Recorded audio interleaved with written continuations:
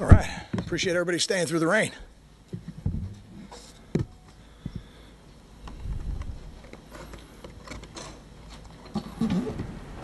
Just general thoughts. Is that what you want? Yeah, we can Okay. however you want to do it. Well, it's good to get a win. You know, as I said, I don't ever expect any of these to be easy, and that was certainly not easy. I think one of the really enjoyable things of the day for me was to see our student section.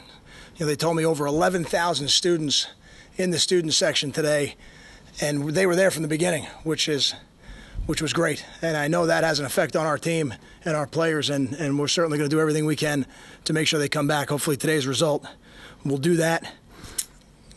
I think our defense did an excellent job. It was great to get a shutout. I think Jay told me we're the only team in the country that's had a shutout each of the last 7 seasons, so that's certainly a statistic that we're proud of. You know, we blocked 2 more kicks, which is something we'd like to do every week. You know, our goal every week is to block at least 1. You know, whether it's on a field goal, a PAT, or a punt. Today we were fortunate to get 2 of them. Nice to see Miles Schuler get involved.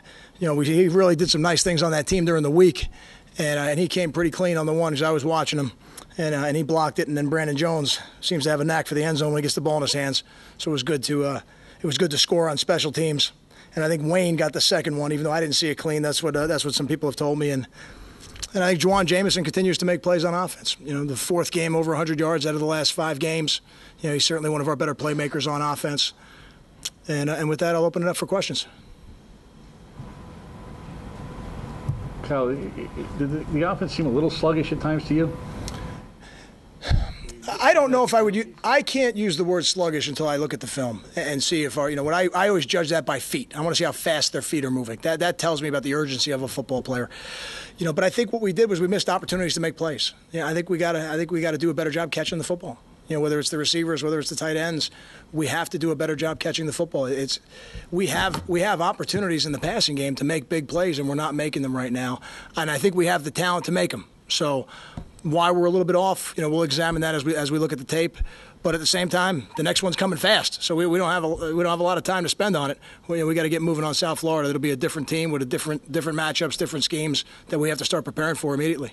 This is a second straight game with a high penalty total. Can you address that in a short week?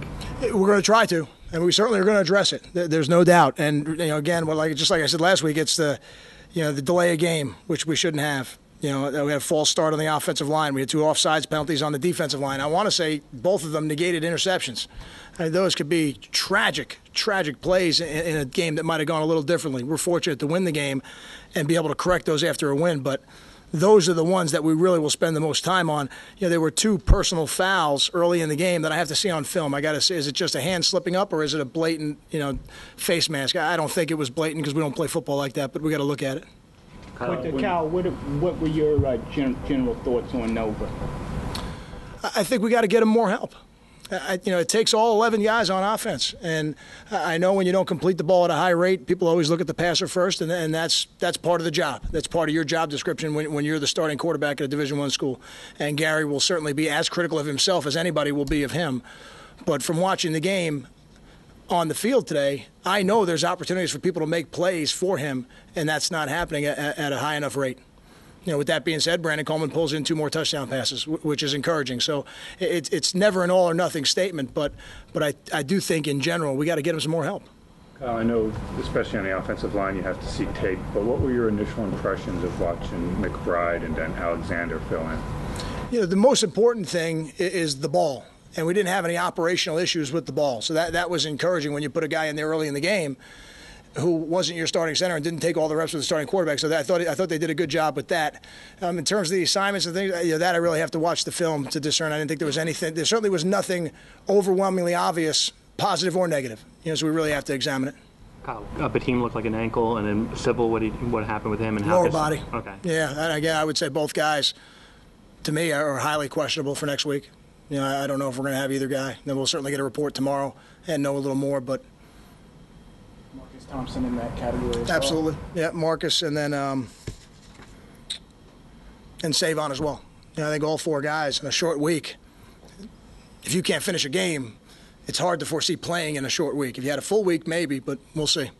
What was Savon's injury? Lower body. Again, I don't have the report yet from the doctors. Coach Jamal had a career-high 14 tackles. Jamil had a sack. Could you just talk about how the two of them played today? They're exciting players. You know, they're a great part of our family, and they're people that we rely on defense to make plays. They certainly have a great ability to do that. It's good to see that come out. This was a hard week for them on a personal level with their family. I don't really want to talk about that, but for them to overcome what they had to overcome personally this week and then go out and play at that kind of level, you know, I thought they really played inspired football today.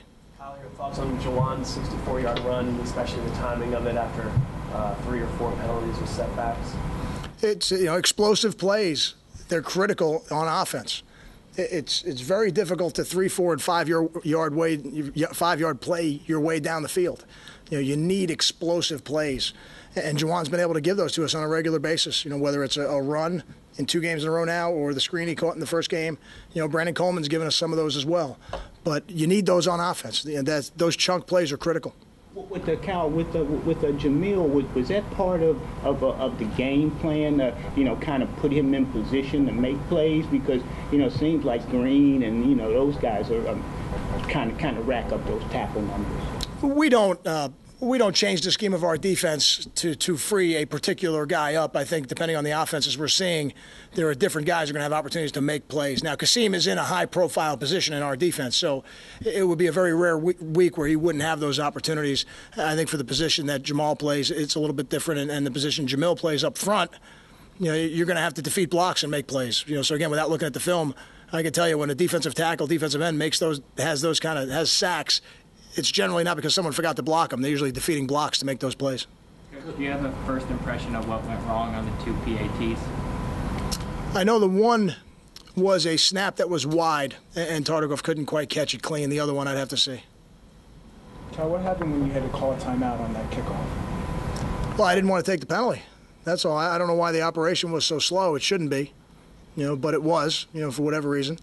But we'll look back at it. Maybe it was a TV timeout. I don't remember per se. But, you know, I certainly wasn't going to take a penalty on a kickoff when we had timeouts. Coach, I know you haven't gotten a chance to look at the film yet, but what were your impressions of Max this afternoon? I don't think Max is in shape to play football yet. You know, I think he got an opportunity today to get some game experience, which I think is going to be critical for him. I think he's going to be somebody who's going to help us as the season goes on. But it was evident to me right away that, you know, he got winded pretty quick.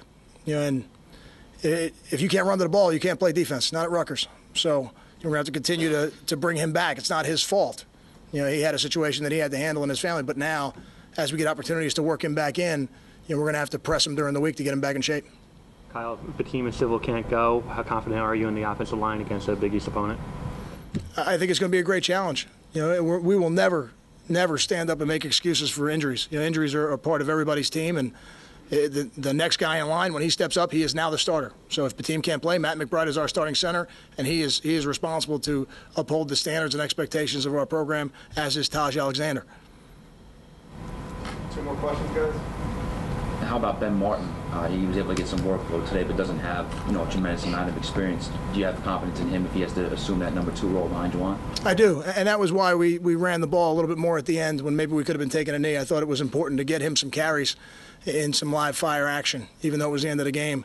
I think that was important because, again, if Savon is not able to go, he is our number 2.